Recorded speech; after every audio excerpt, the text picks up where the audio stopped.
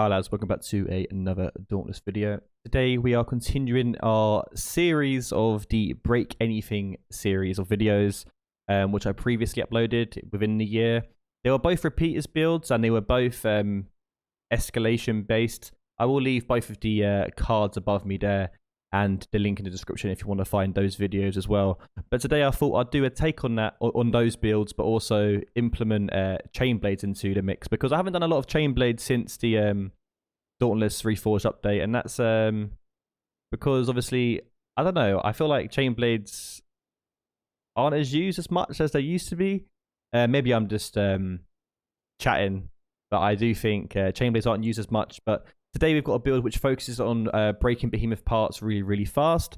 There was someone, I think his name's Cameron, I think he commented in one of my videos last, and he made a very good point. It was in regards to VI, the amp VI, and obviously I'm doing escalation a lot to showcase my builds, because obviously it's hard to do hunting grounds with people not getting in the way of me, of the, obviously the behemoth being scaled to 2, 3, 4, 5, even 6 sometimes. That's why I'm doing escalation. But he made a very good point in terms of a lot of the builds had VI in, so I thought, you know what, Virulent Impact obviously is an amp which is really strong at the moment, and I'm not using that in this particular run. I do steer away from it. It did actually come up in the run, but I just ignored it. So I did choose a couple of crit amps, but just not VI. So hopefully this does showcase you a build which doesn't have to rely on VI. So regardless, it was a very good point. I thought I'd address that real quickly. But regardless, the build goes a bit like this. We've got the Death Blossoms, which is the Aguirus Chainblades. Berserker attached to it with Rage. I've used the special Reaper's Dance and the mod Serrated Blades for the extra crit chance. And I bonded the Carabac Wings. Obviously, the Carabac Wings are also Power Surge, so I get that +3 of Blade Storm, which is nice, for, obviously, and critical for those break parts. And the unique effect now of Carabac is really nice. And then we've got the Shroud Head with Discipline, Rezakiri Chest with Catalyst, Tordagora Arms with Overpower, and Frax Legs with Berserker. We use the Drask Lantern with Catalyst just to get that boost of attack. But if you want to change this to Ember's main, feel free to. But obviously we're focusing on break parts, so yeah, Ember main's Lantern and Drask are probably the two best options.